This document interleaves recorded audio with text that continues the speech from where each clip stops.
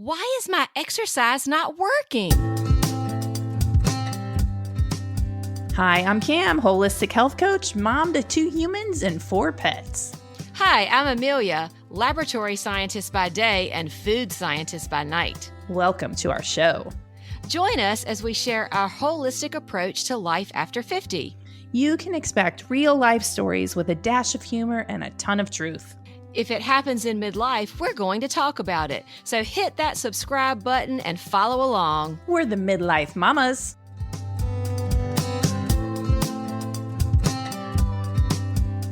Oh, Amelia, if I had $1 for every woman I heard that from, oh my goodness, I'd be a millionaire. It is crazy that things that worked for us, even when we're 35, don't work when we're 50. How about that? I know, it's crazy, but in midlife, less is more. And we're going to dive into some key elements to your fitness routine. And if you're one of the women, like, why in the world is this not working anymore? Take a listen and maybe try a few things out in your own life. Yeah, really good points. I am the number one fan of changing things up. And I think that in midlife, it's a necessity. It is. If we're hormonally different than we were in our 20s and 30s, of course we need different exercise, right? Right, of course. So tell us, because this is a little bit more of your realm than mine, give us a little bit of a hint of the tenets of exercise in midlife.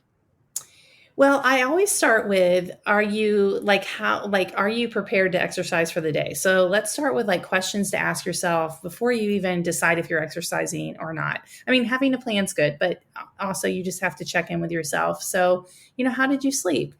And have you ever gone to the gym where you didn't sleep well and what happened? Right. Bad workout. Yeah, right. And you're just running on fumes. So that's no place to be. Hydration, making sure that you've had water, you'll be able to hydrate afterwards. Were you in the sauna the day before? Okay, well then the next day is going to be a little different if you didn't hydrate properly. Food, have you eaten? Are you able to eat? Do you have fuel on board ready to go? Your energy level for the day. Some days are better than others. And then, what kind of movements did you do the day before? So we'll talk more about that when we get into this. But yeah, I'd like to comment just a little bit about the hydration. One thing that I have learned for myself is that I need to bring in more electrolytes than I was used to. Even as an endurance athlete, I didn't understand the value of electrolytes. I have upped that quite a bit, and it has really helped my exercise program. I'm not as fatigued the next day. So when we talk about hydration, we're not just talking about water, but water's super important. But depending on, like you said, like if you did something outside, and even if that's just, mowing your lawn, you might need to consider some electrolytes. Right. And what do you personally use? What are you using these days? Girl, I have gone through all the things. What I can buy locally and what I like is the Noon tablets that you dissolve in water. They're very mild in flavor. I love that. And then I've recently started using Element. The concentration is a lot higher, but it's also very highly flavored. So I caution people, but I'm really happy with those two things. That's awesome. You can also add sea salt to your water, and that hydrates, it makes your water structured. So that's another way to add minerals, which is what we're talking about here.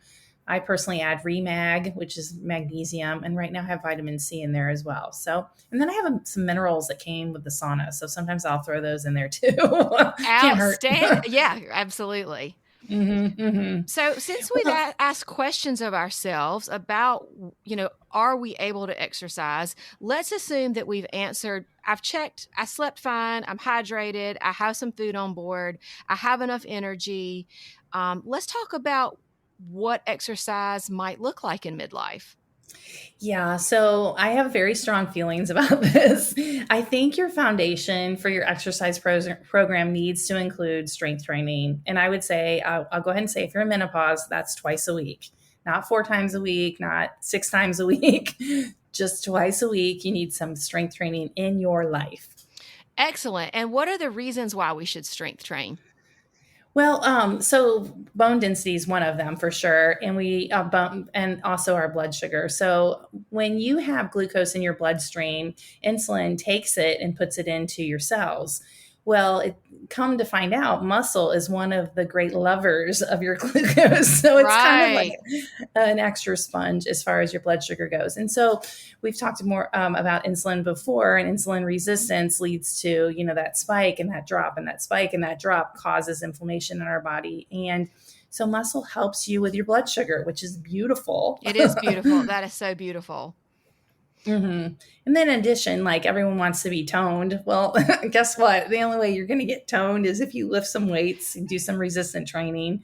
I, You know. So true. And I have a funny story about that. I'm spoiled. My husband thinks I walk on water, but one of the things that drives him crazy is when he goes to give someone a hug, which is very usual in the South. You go meet friends for dinner and you give them a hug or you pat their arm. And there have been occasions where we've met people and he's like, Amelia, I touched her arm and it was like grabbing a marshmallow. I'm not kidding you. It's one of his things. And I'm like, okay, well, I'm definitely not a marshmallow. That soft, spongy thing. So, Yeah. I think it's very common. I mean, we hang out with people our age is, Mhm. not lifting or not doing resistance training is definitely, it's amazing how quickly your arms turns to marshmallows. Yeah, right. And I think it's in our 20s we have the most muscle we're going to have, and so we have to be intentional in midlife to keep our muscle. It's going to go away if you don't do something about it. We need our muscles.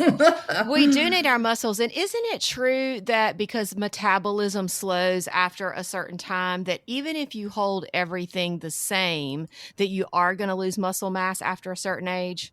You do. So yeah, you can slow it down by intentionally muscle or strength training. This is true. Yeah. So don't worry about being the bodybuilder or whatever your fear is. It's just not true. Right. I love it. So, can you give us a little bit of an example of like what a strength workout might look like? Sure. So this is the one I did on Sunday. This is from a program called Midlife Muscle Live. Anyway, we're in our third week. So I did this on Sunday. I'm still sore, so I haven't worked out again, strength training wise. I did weighted step ups. So weighted step ups, you had a range from 8 to 12. 8 to 12 is a really good rep range for strength training. Around the 10 is for bone density, and around 12-ish is for building muscle. You want to feel your muscles burn. I know. So weighted step ups was the first movement, and then something called plank ups. So you start in a tall plank, and then you move down to your elbows, and then back to your hands. So it's like your core is on fire, your arms are moving, your whole body is working on these plank ups. So you did a round of those, and then you rested like 3 minutes, until you're ready to go again. So you want to be intense and then rest, and then intense and then rest. So that's what I did. An example of strength training. So it could be anywhere from like 2 to 4 moves, but your whole body's involved. I love that. So, we're not talking about a huge time commitment here. Like the whole Oh, no. workout doesn't take like an hour. Oh, no, you're in and out. And like, I would say the average would be around 20 minutes. Yeah. And then if you do some stretching afterwards, which I would encourage, then you're at 30 minutes. See, Yes. I It's think not. there's a misconception by some people that you have to go to a gym and lift heavy weights. And, they see these people in the gyms that are there for like 2 hours. And I think that's one of the fears, aside from Mhm. getting to look like the Incredible Hulk that women have about it takes too long and I'm going to get bulky. Yeah, that's not really it. And I'm going to talk about the elements of fitness. And I learned this from Dr. Jade Tita. He's my metabolism certification coach. So when you're working out, he calls it BBHH. So the first B is burn. And when you are lifting weights, you want to feel your muscle burn. So that 8 to 12 rep range, if you're not feeling a burn in that time period, then you could always move slower or use a heavier weight. And I know if you're working out at home, that might not be an option, but moving slower is an option. Sure. So you want to feel the burn. The second B is breathless. We'll talk more about that when we get into HIIT workouts. The next one is H is for heavy. Heavy is important. You need to lift heavy stuff. And again, if you don't have heavy with you, then you need to move slower. So burn and heavy are like key elements when it comes to building muscle in midlife. And then the last H is for heat, and that's sweaty. And you Yeah. can get sweaty in all kinds of workouts. Sweaty's good. Yeah, I even remember in my cycling days, one of the ways we built cycling strength was increasing resistance on the bike. And so Hmm. we would push a heavier gear to make sure we Hmm. were getting a simulated weight workout or resistance, I guess you would say. So it's helpful in Hmm. a lot of different sports, but I love that Hmm. you've broken it down into really bite-sized portions that people can understand and simulate at home. So these workouts are definitely doable at home. Oh yeah, totally. Ideally you'd have like a lighter set of dumbbells for like your smaller muscle groups, such as your shoulders and your arms, and then a heavier muscle group dumbbells for like your heavier, like your legs and your stuff like that. But yeah, you can make it work with two sets of dumbbells for sure. Okay, one last question before we move on to the next workout type. Do you do any body weight sorts of work? Oh yeah, like push-ups. Yep, Yeah, pull-ups, push-ups, absolutely. Yep. Yeah. really, right. And it's Mhm. I would think based on my experience, it's important to be have good form and protect your low back. Do you think that's true as well? Oh yeah. I would rather you move slower and like be in really good position than move fast and crazy. And, and that's why one of the reasons why I stepped away from CrossFit, because I would see people moving and I'd be like, oh, please stop doing that. You're going to Right. hurt yourself.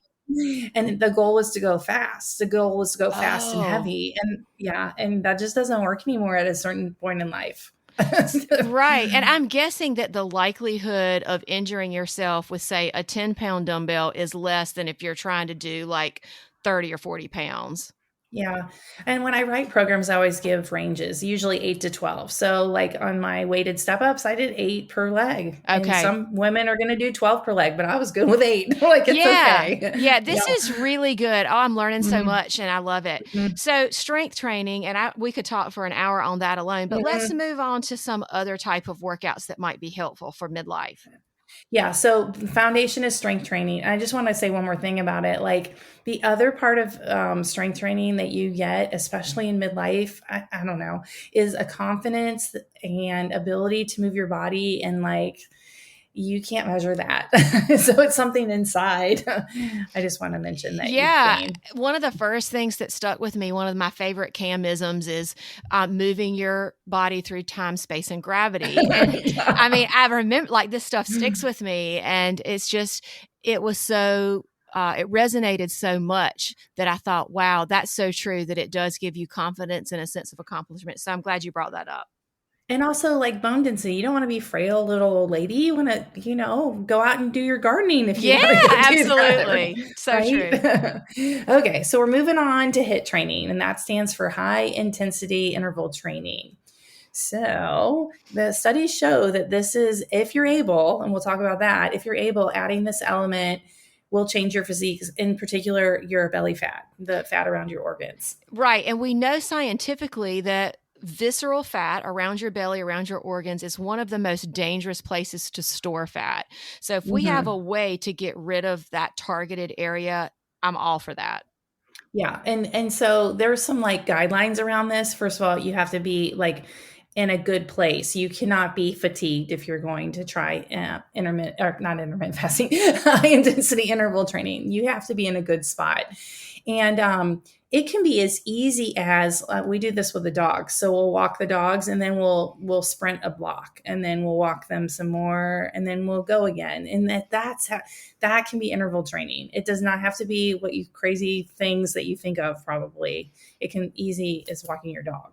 Yeah, I love that we can incorporate things we need to do with Mhm. things that are beneficial. And I'm guessing it's pretty good for the dog's health as Oh well. yeah, yeah. Maverick's lost a few pounds. He's looking better. I love that. Yeah. Get your dog in shape. All Yeah. right. And I mean, you can do it with a bike. You can do it with, if you're into walking, okay, walk like for joy calmly, and then walk faster. Like you can make anything into an interval. But there are some like guidelines I want to talk about that. First of all, intervals are not very long. Like to be intense, we're talking 30 seconds, a minute. If you're an endurance athlete, so maybe up to 8 minutes, but that's not the like average midlife woman, Sure. right? Absolutely. Did you do interval trainings when you were training for your Well, stuff? I should, and I did a little bit. Bike intervals Mhm, were really hard because, like you said, they're mhm, long. mhm, When your bike segment is over 100 miles, an interval of 8 minutes is nothing. But I don't do that anymore. I know that there's mhm, women in their 50s that still do, and I'm not in that world anymore, so I don't know what the guidelines are.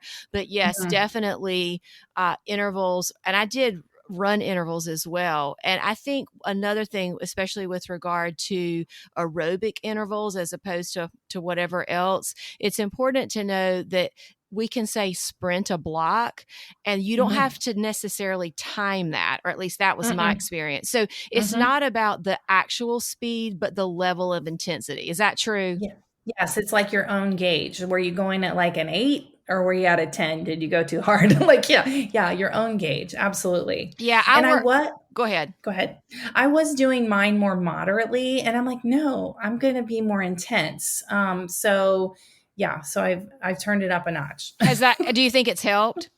I do, and I have bad knees. If you know my story, I've had surgery on both of them. So, like the fact that I can run that little gets me all excited, and I'm not hurting myself. Like I don't hurt. So, Yeah, that's good. I worked with a lady who prescribed some interval training. This is probably about 4 or 5 years ago, and I knew I had gone too far when I couldn't finish the reps. So hmm it was a stepped kind of approach, and hmm we would vary the range as far as the distance of this was running intervals, but I knew I had pushed too far hmm when I couldn't do as many reps. And hmm honestly, my husband was like, "You need to go as hard to where you think you're about to throw up." And I was like, yeah, "Oh, that's thanks, honey." yeah. Yeah, but yeah, so or dial it back. I never redlined in CrossFit. Some people would do that and they get all sick, but that was not me. I was way away from that line. Yeah, so intervals can be anything, but no more than twice a week. I would suggest this, maybe only one time a week, and only if you're not like exhausted. If you are exhausted, if your exercise is making you pooped out, this isn't for you.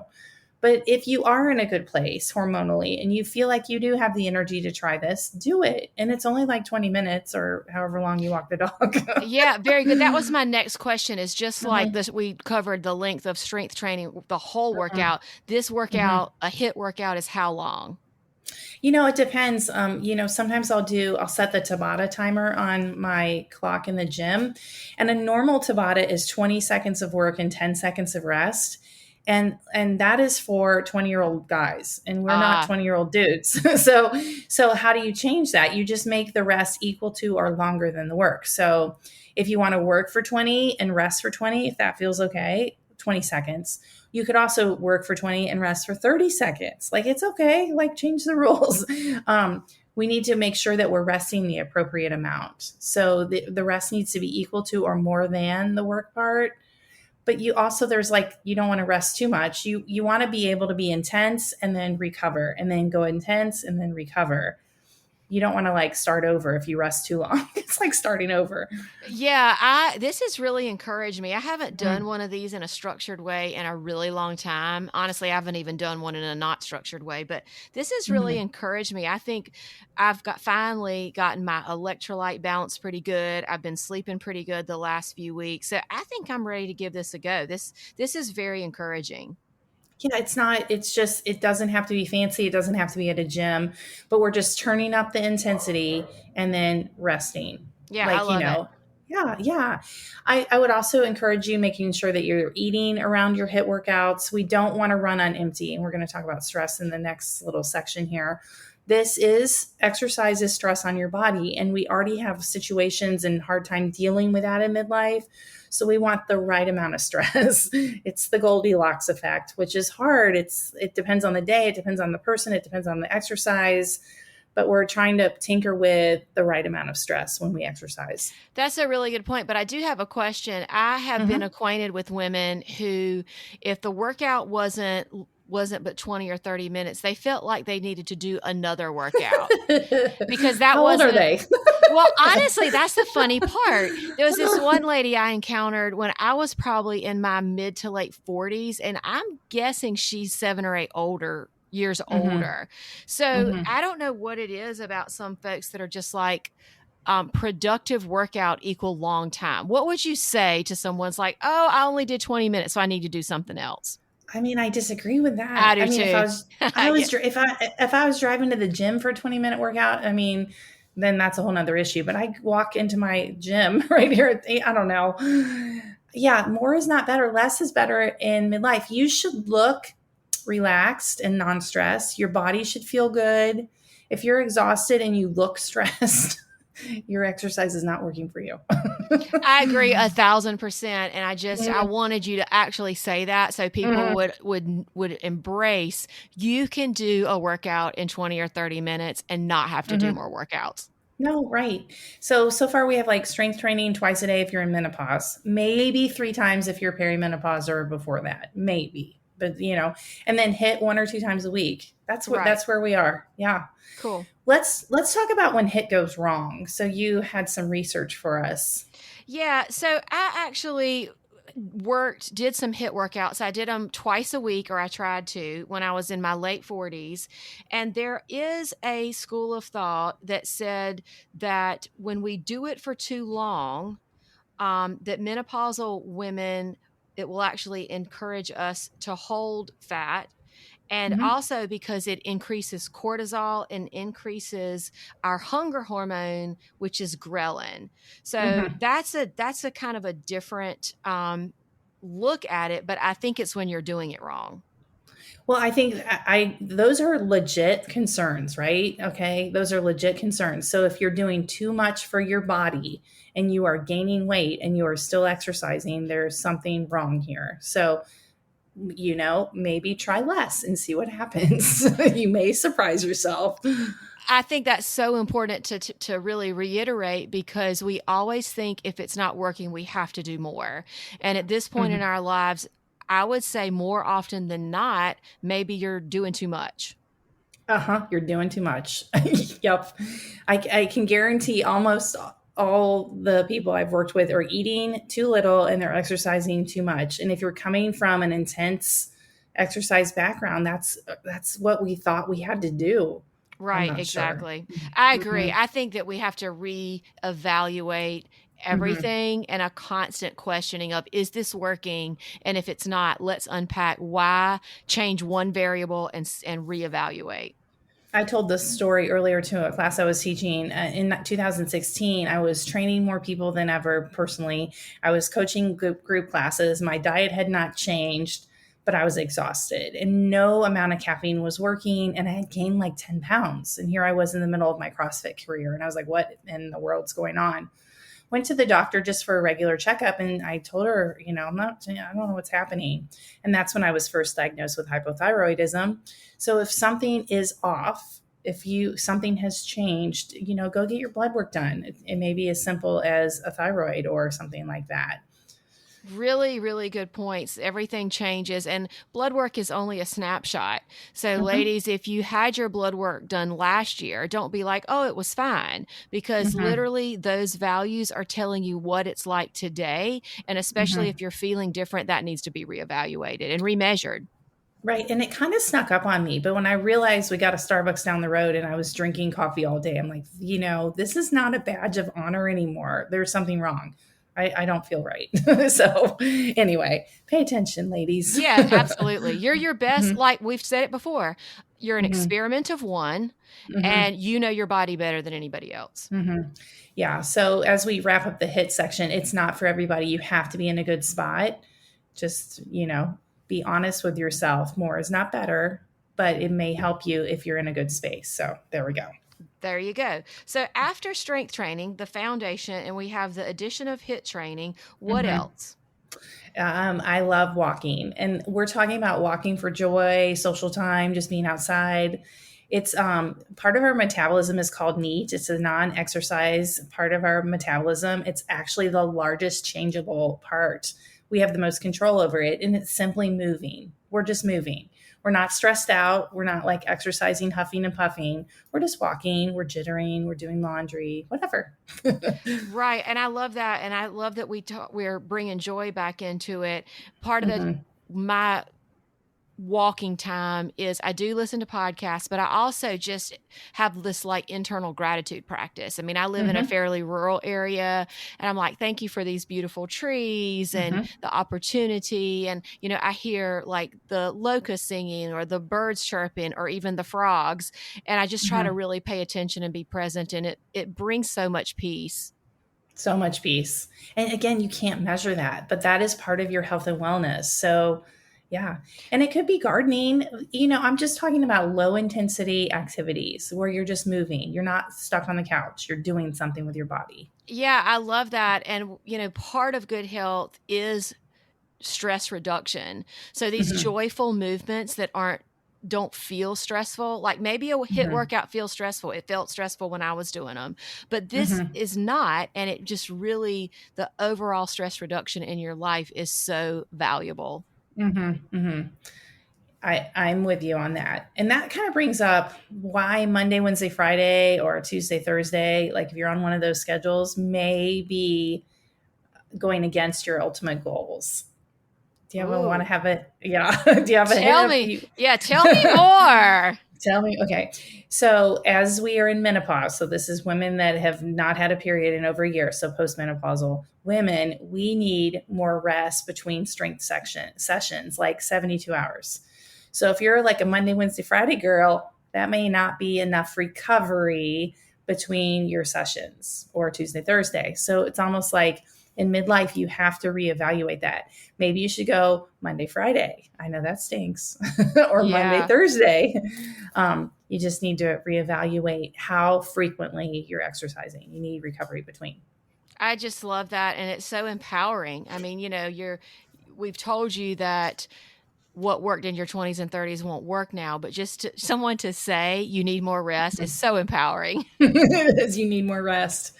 Yeah. So if you're going to build a week, like, for me, I did strength training on Sunday and then I'll probably be ready tomorrow. Not today. Today I took the dogs for a walk. So that's what I did today.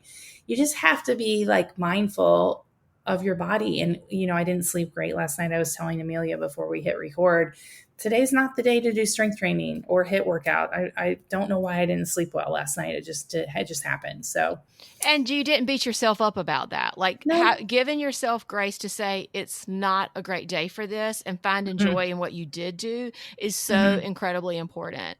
Mm-hmm. Coming from a world where workouts, you had to get all this stuff in, it's a really tough change. And the opposite may be true. Maybe you're someone that has had to take a hiatus from exercise for a bit of time and Mm-hmm. you're getting back to it. So don't beat yourself up about something missed or skipped, but just Mm-hmm. know that every day is an opportunity and you evaluate every day independently. You do. And get rid of the rules, throw away your rule book because it doesn't apply anymore. Yeah. Before we wrap up, I have one Mm-hmm. other thing I want to ask about the level of intensity, about staying out of the moderate range. Mm-hmm. Yeah. So when we are intense, whether we're lifting weights or we're doing the high interval training, that we want to be intense when we're intense and we want to rest hard when we're resting hard. We want to stay out of moderate. Right. And doesn't our body respond better to stimulus when we do that? Right. Yes, absolutely. And you're being more efficient with your time as well. Oh, You know, amen. yeah. Right. Yeah. So it's working in your favor, time wise, body wise, right? And then the Yeah. low intensity stuff is for joy. It's just moving your body because you can. I think that's so good. And I think coming from endurance athletics, that was the hard part because that was a Hmm. similar mindset.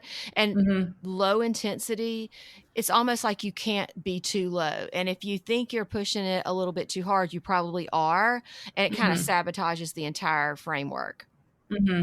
Yeah. If you're walking the dogs for joy or just moving versus walking the dogs like doing interval runs, there's a different stimulus there. So check in with Absolutely. yourself. Hmm. Yep. Absolutely. Very good stuff. So we've got Yeah. strength training a couple of times a week. We've got high Hmm. intensity intervals once or twice. Then we've Hmm. got recovery.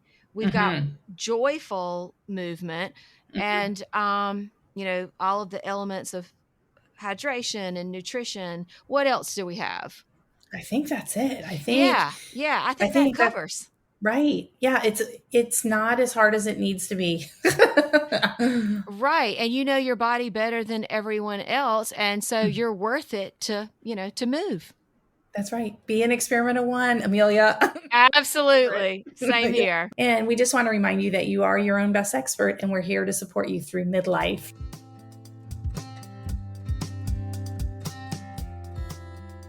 Thanks for listening today.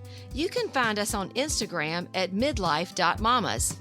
For all of our other contact info, check out the show description below, and we will talk to you next week.